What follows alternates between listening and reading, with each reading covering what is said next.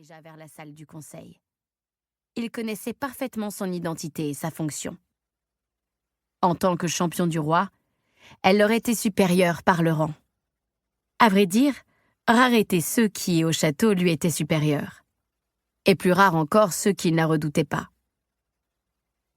Elle s'approcha de la porte en verre grande ouverte, le bas de son manteau balayant le sol derrière elle.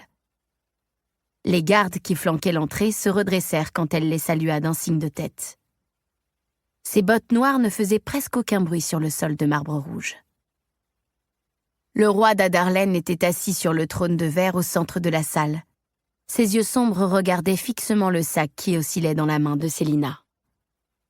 Comme lors des 3 fois précédentes, elle posa un genou à terre devant le trône et inclina la tête. Dorian Aviliard était debout aux côtés de son père et elle sentait sur elle le regard de ses yeux bleu saphir.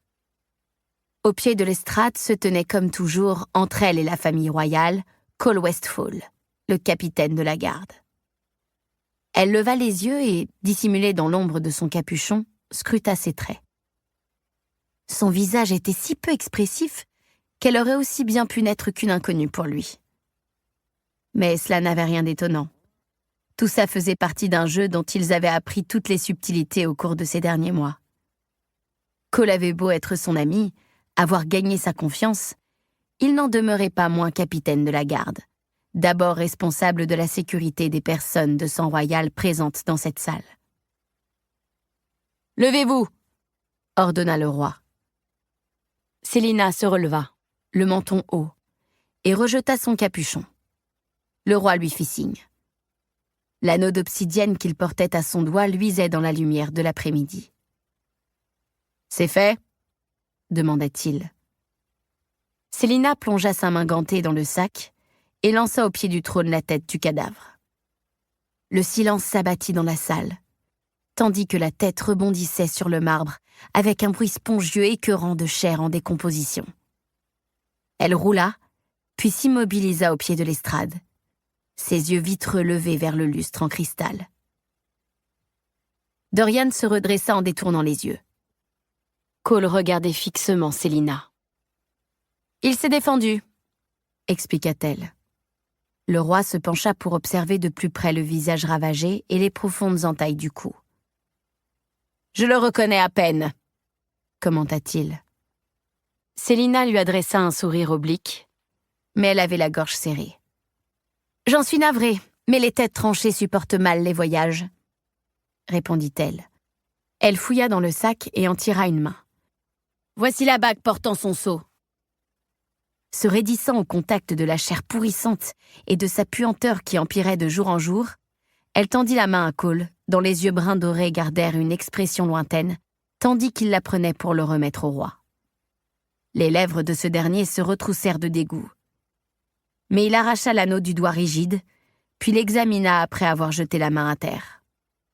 Dorian fit passer le poids de son corps d'un pied sur l'autre. Pendant le tournoi à l'issue duquel Célina était devenue le champion du roi, son passé de tueuse ne paraissait pas le gêner. Alors pourquoi était-il maintenant si troublé? Pour être juste, n'importe qui aurait eu la nausée à la vue de membres et de têtes tranchées, même sous le règne sanglant d'Adarlen, qui durait depuis une décennie. Et Dorian n'avait jamais assisté à une bataille, ni vu les files de prisonniers enchaînés s'avancer d'un pas traînant vers les billots. Peut-être devrait-elle au contraire l'admirer de ne pas vomir. « Et son épouse ?»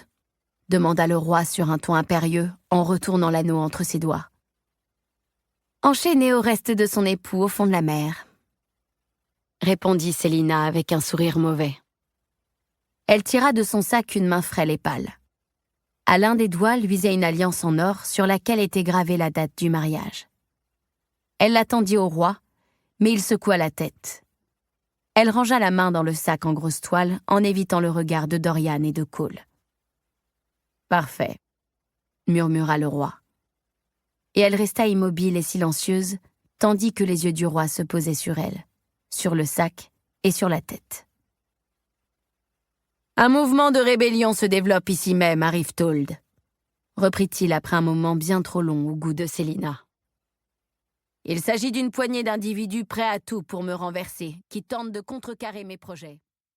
Pour continuer à écouter ce livre audio gratuitement, cliquez sur le lien dans la description et vous pourrez l'écouter en entier sans frais grâce à l'essai de 30 jours d'Audible.